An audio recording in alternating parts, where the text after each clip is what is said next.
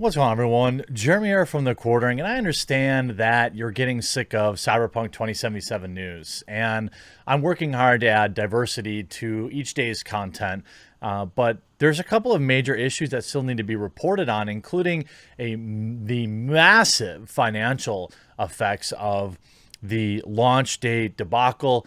And again, I know, look, every time I upload a video that is any bit critical of CD Projekt Red, 500 people unsubscribe. That's okay. I understand. But I had hoped, or I wish, that they would listen to the video all the way through and try to understand that this is, for me, coming from a place of love. It's not like me roasting 2K Games or EA or something like that. These like mindless, huge mega corporations. I had been, just like many, kind of in this, I don't know, honeymoon phase with CD Projekt Red. They never felt like a giant, super huge mega corporation.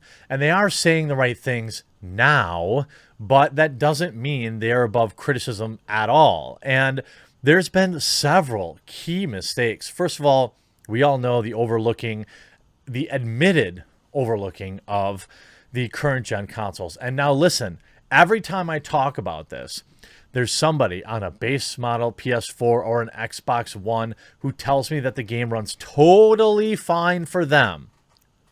As hard as that is to believe, I am happy for you if that's the case. There's also a lot of people, and this is the most important part, saying that they are loving the game, enjoying the game, warts and all, meaning, yeah, there's a problem here or there, but it's not enough because the game is that good. I have actually decided, by the way, to not delay my playthrough anymore. I'm going to start on Thursday and Friday. I'll be live streaming the game. Obviously, I have the PC version, so it'll be different probably, but I can't wait. I was going to wait till like February for more patches, but I can't. I want to play through the game before I get spoiled, and if I have problems with it. The great thing is, I'm playing through as Nomad, and then by the time I finish the next, I'll do another playthrough as like Corpo or something like that, and by then the patch will be out. Now, there are several things that have gone wrong. Obviously, the current gen stuff, but also, after CD Projekt Red told us to go get refunds, it came out that they actually never had any deal. They never had any deal with Sony or Microsoft in terms of helping facilitate these refunds. And now we're seeing what their response is, right? This is in English. This is what people are getting. Okay, so according to Kleepak here, who I strongly loathe, but that's all right. Enjoy writing at Waypoint while it's open for another month. People are starting to get this in response from CD Projekt Red after emailing their, quote, help address for refunds. The language is interesting. It doesn't tell you to request a refund from Sony anymore. You're supposed to wait. Reading between the lines, you'd imagine Sony's upset at CD Projekt Red for sending angry customers in their direction, who then got angry at Sony over more restrictive refund policies. Quote, or parentheses, most people I talked to for my story expressed frustrations at Sony, suggesting the trick worked. Dear gamer, this is confirmation that we've received your assistance request for refunding a console copy of Cyberpunk 2077. As this email was sent automatically, we kindly ask you not to reply. We'll get back to you as soon as possible, no later than by the end of 2020, with information regarding next steps. If you own a digital copy of the game on Xbox, visit Xbox support article for details on how to refund. If you own a digital copy of PlayStation, please tell us to wait to get back to you, or please wait for us to get back to you. So again, it seems like Sony is mad for help with Cyberpunk 27 related matters, blah, blah, blah, blah, blah. It's not great. Update on the GameStop side. We got an email this morning saying that we will not offer refunds in store, and a patch is supposed to be scheduled for the 21st to fix major issues. If they want a refund, they need to contact CDPR themselves. So GameStop, Sony, everybody is just refusing to refund the game. And, to be honest with you, that's the policy. I don't agree with it. That's why Steam is so important. But I That's the policy for literally every other game. And then we talked about, CDPR admitting it ignored the signals of Cyberpunk 2077's console issues. And again, many console players are saying that it's fine, but I would ask that you be objective and at least admit that there's clearly plenty of problems with it. More than we would have expected. What's an interesting thing that I'm getting a lot in my Twitter mentions and on Parler, well, not less on Parler, because on Parler people are less dumb, it seems. But on Twitter, I get a lot of people like, duh, what did you expect? The game was in development for 7 years, just like Duke Nukem. This is exactly what you get.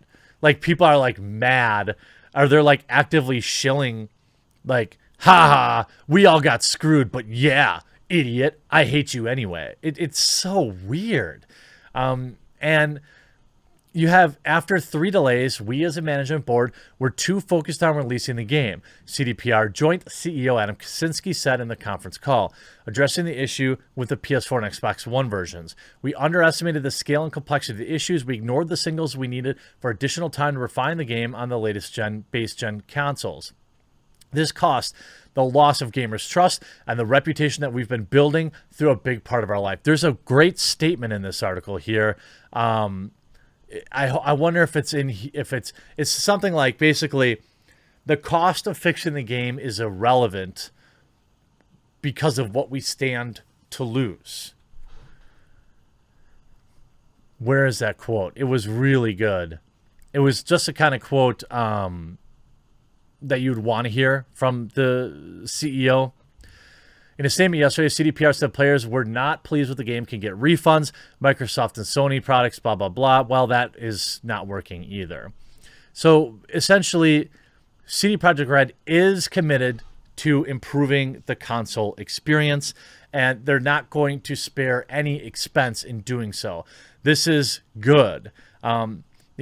Though the console version wasn't widely shown before the game release, CDPR co-founder and board joint CEO Marcin Iwinski said that was simply because we were updating the game on last-gen consoles until the very last minute, and we thought we'd make it in time. Unfortunately, this resulted in giving it to reviewers just 1 day before the release, which was definitely too late, and the media didn't get a chance to review it properly. That was not intended, and we were just fixing the game until the very last moment. Okay, well, do you believe that? I mean, if I want to give CD Projekt Red the benefit of the doubt, then maybe that's true. Maybe they just weren't really concerned with reviews. I don't know that reviews really sell a lot of copies, to be honest with you. Maybe they do, but maybe that's true. Maybe they were just, literally working on it until the 11th hour. But, I mean, couldn't you have told them that? Couldn't you have given them a copy? And, I'm not sure exactly what to believe there. But I guess. Now, Cyberpunk 2077 cost CD Projekt Red founders $1 billion of wealth due to the glitchy release. CD Projekt's quality first image has been shaken and may not be easy to win back. The technical glitches plaguing CDPR's Cyberpunk 2077 game have cut more than $1 billion off the wealth of the company's founders. Perhaps more seriously, the first image of the studio has been shaken and may not be easy to win back. CD Projekt shares plunged by 1/3 over the past 6 days, and a number of bugs plaguing the highly anticipated futuristic games prompted an apology from the firm and an offer of refunds for gamers. Short sellers have also started targeting the stock, with short interest up from less than 1% of free float in September to 8.3% on Monday. The story of college dropouts who built one of Europe's biggest gaming studios have inspired other polls to try and emulate them, and it's going to be brutal. Analysts vary on assessing long-lasting consequences for the studio, which is relying heavily on the new title. They agree that the pace of bug fixing will be crucial for revenue. Even as opinions about the PC version look much better, the average forecast for 12-month sales fell to 25.6 million copies from almost 30 million expected before December 10th release. Based on 9 refreshed estimates collected by Bloomberg News, the stock stopped its free fall on Tuesday, rising 2.5%. So they lost millions, almost 5 million copies in projected sales dropped, which, you know, at $60 a piece, that's a nice chunk of change, $300 million. And, you know, it's a big deal, obviously.